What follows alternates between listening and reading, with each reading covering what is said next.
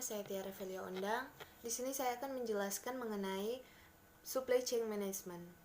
3 prinsip dasar dalam supply chain management. 1. Melihat bahwa hakikat informasi harus merupakan pengganti dari keberadaan investor, maka informasi harus diperlakukan sama dengan manajemen inventory yang berkaitan dengan kapan informasi relevan harus dimiliki dan yang harus dipresentasikan. Yang kedua, unsur biaya, kecepatan dan kualitas. Persaingan yang sesungguhnya terletak pada kecepatan dan ketepatan informasi. Yang ketiga, manajemen harus menganggap bahwa relasi antara mitra bisnis merupakan aset strategi perusahaan yang harus dibina sungguh-sungguh keberadaannya. Komponen konsep supply chain management. 1. Supply chain replenishment. 2. Collaborative planning. 3. Collaborative product development. 4. Procurement. Dan yang kelima, logistik. Customer relationship management. Prinsip dasar customer relationship management. 1.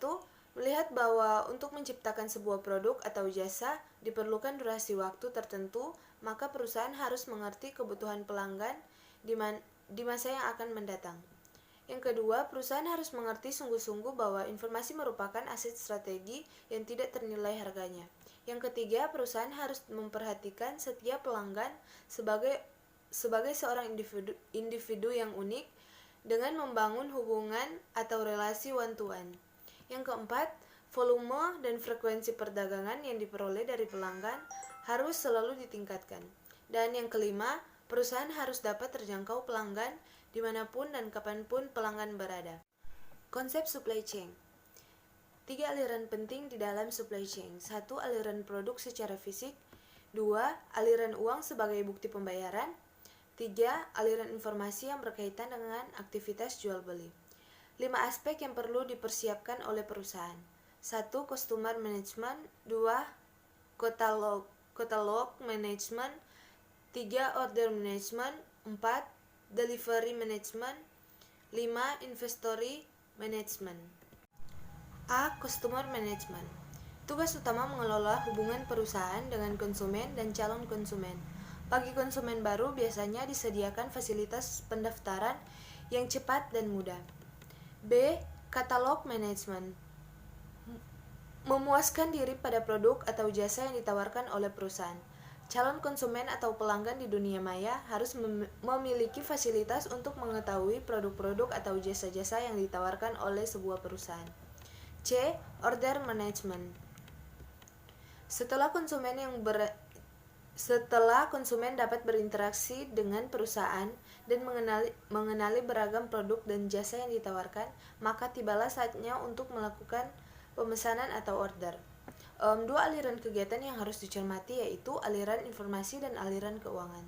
Transaksi jual beli di dalam dunia maya memerlukan dokumentasi sebagai persyaratan terjadi interaksi yang sah secara hukum. Perbedaan dengan dunia nyata, yang dipergunakan adalah dokumen berbasis elektronik, bukan yang berbasis kertas. Dokumen yang harus diperhatikan, kontrak jual beli dan bond atau kwitansi pembayaran. Kompleksitas jual beli mulai tampak karena berbeda dengan di dunia nyata di mana konsumen dapat segera memperoleh barang yang pada saat pembayaran dilakukan. Di dunia maya, hal sebaliknya yang kerap berlaku.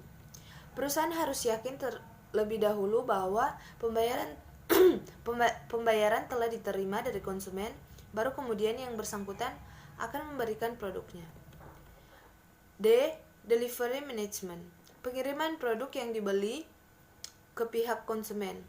Barang digital, pengiriman dapat dilakukan lewat email atau download, atau file transfer protokol, dan sebagainya.